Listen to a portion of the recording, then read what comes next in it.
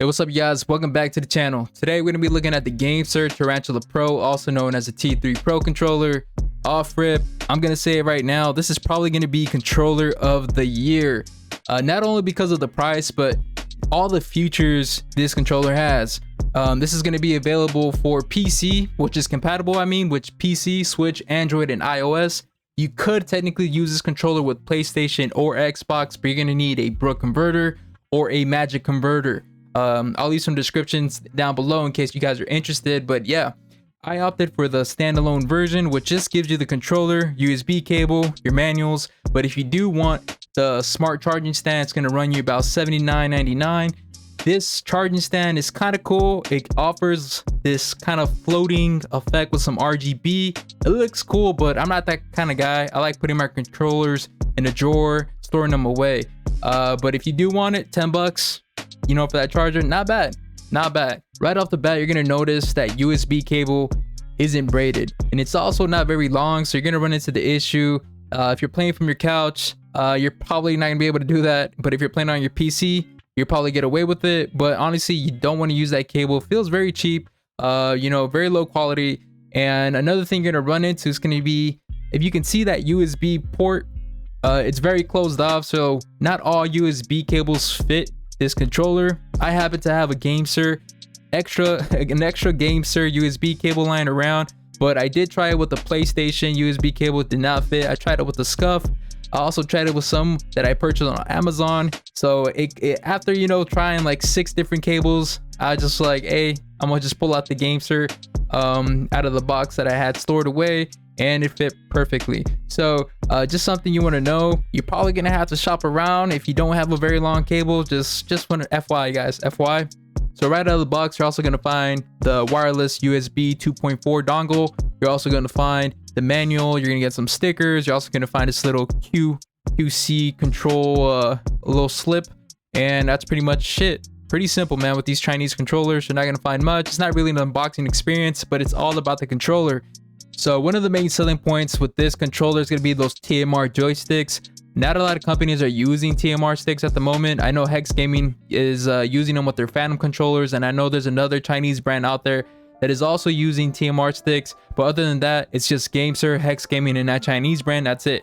These are probably going to be the best high quality analog sticks available at the moment, and they're way better than Hall effect. So Hall effect sticks, you guys probably noticed that when you turn the stick to the right, it kind of pulls, really quickly, as opposed to, offering that smooth transition.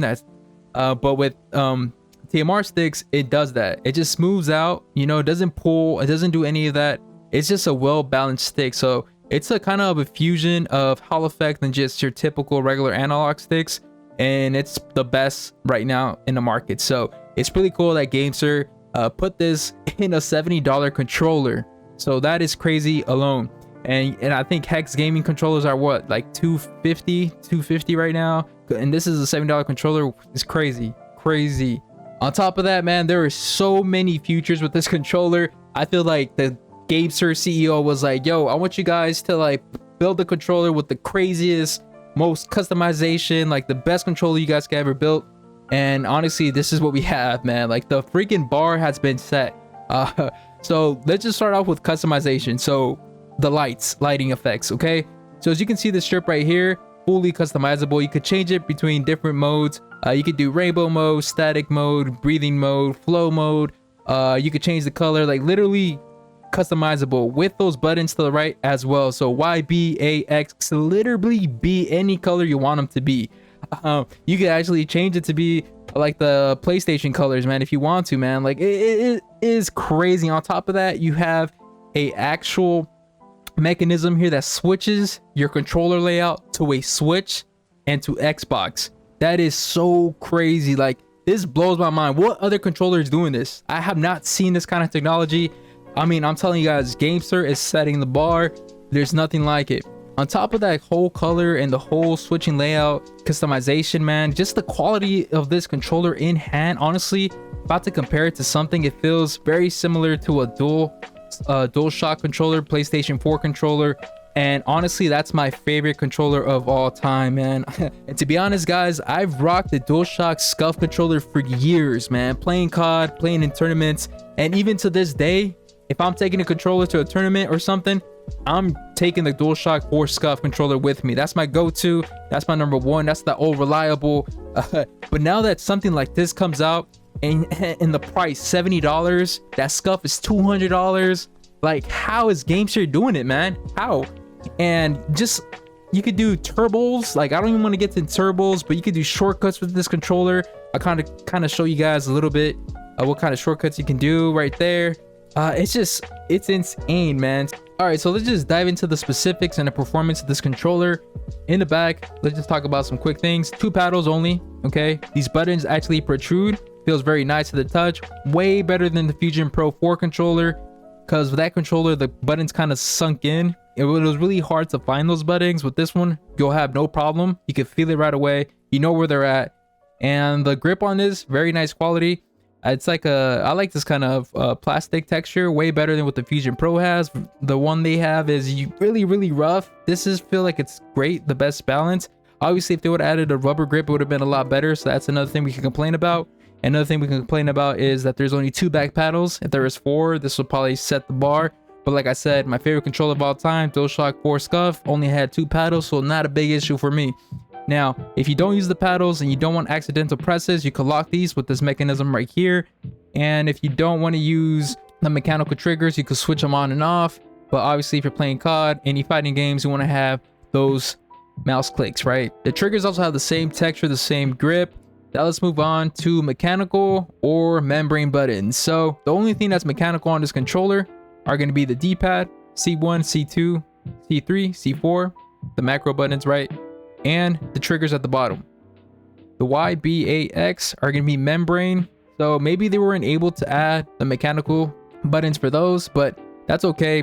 There's a moving part there, so maybe that's what limited them to not being able to add that feature.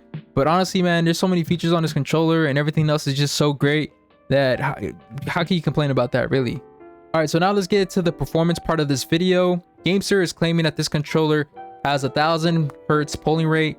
I can confirm that it has probably 96.6% of that, which is really high compared to the other controllers in the market. So that's a plus, man. The only thing where this controller fails is going to be on the wireless side with that dongle. That dongle claims 500 hertz polling rate. It did not get anything close to that. With my testing, I was able to get maybe roughly average 125 hertz.